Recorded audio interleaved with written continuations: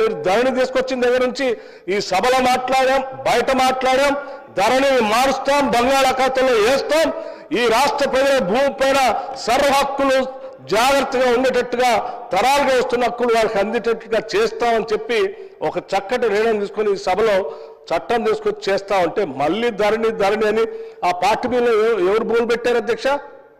దాదాపు 24 లక్షల మంది భూమి లేని నిరుపేద ప్రజలకి ఆనాటి కాంగ్రెస్ ప్రభుత్వం భూ సంస్కరణ ద్వారా పంపిణీ చేసిన భూముల్లో ఎన్ని భూములు మీరు వాళ్ళకి హక్కుగా ఇవ్వకుండా పార్టీ బిల్లు పెట్టి అధికారుల చుట్టూ తిప్పి ఆ భూములు మీరు వేరే వాళ్ళ పేరు మీద ధరణిలో చేసుకున్నారు, లేకపోతే మీకు అడ్డగోలుగా దారాదత్తం చేసుకున్నారు.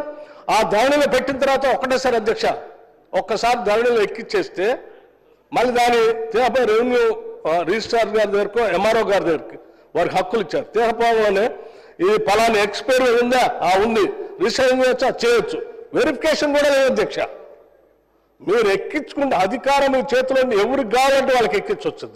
ఒక్కసారి ఎక్కించామంటే కనీసం దానికి వెరిఫికేషన్ కూడా లేదు.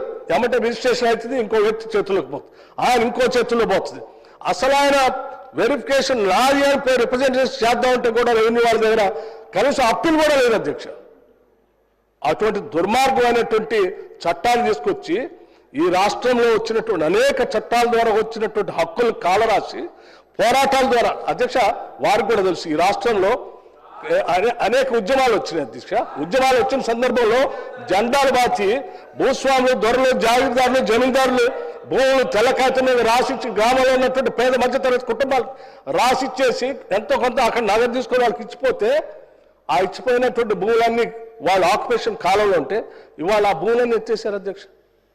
దశాబ్దాలుగా దున్నుకుంటున్నటువంటి భూములు కూడా హక్కు లేకుండా చేశారు అధ్యక్ష. వాళ్ళు ఎక్కడో అమెరికాలో ఉన్నటువంటి వాళ్ళు మరిచిపోయినటువంటి మేము ఎప్పుడో అమ్మేసుకున్నాం అంటే వాళ్ళు లేరు. వాళ్ళ మనవల్లో ఎవరో వచ్చి ఏమంటే ఇక మా తాత పేరు మీద పట్టదారి కాలంలో ఉంది, ఈ భూమి నాది అని వచ్చేసారు. నేను చాలా ఉదాహరణలు కూడా చెప్పాను అధ్యక్ష. ఇంకా తగుదనమ్మా అని చెప్పి మళ్ళీ ఆ చట్టమే బాగుందని చెప్తే ఎట్లా అధ్యక్ష? ఇది కరెక్ట్ కాదు. మీరు ఈ రకంగా సభని రాష్ట్ర ప్రజలను తప్పుదోవ పట్టించొద్దు.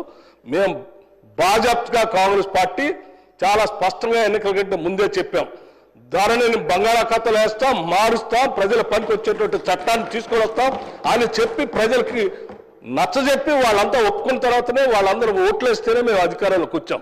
అంటే ప్రజలందరూ దాన్ని మార్చాలని, దాన్ని బంగాళాఖాతంలో వేయాలనే మాకు ఓటేసింది. ఆ వేసిన దాన్ని మేము చెప్పిన మాట న్యాయం చేయాలి కదా అధ్యక్ష, చేస్తా ఉన్నాం.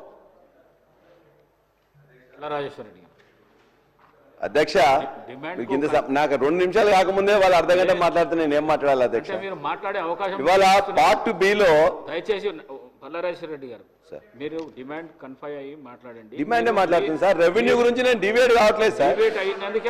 రెవెన్యూలోనే సార్ ఇది చాలా ముఖ్యమైన విషయం సార్, ప్రజలందరికీ కూడా తెలవాల్సిన అంశం. మీరు లెఫ్ట్ భావాలున్న లీడర్, మీరు నిజాలే మాట్లాడండి. మీరు పాత కథలు చెప్పి వాళ్ళకి అవకాశం ఇవ్వకండి. మీరు ఉన్న డిమాండ్స్ మీదే మాట్లాడండి. తప్పనిసరి సార్. ఒకటి వాస్తవం,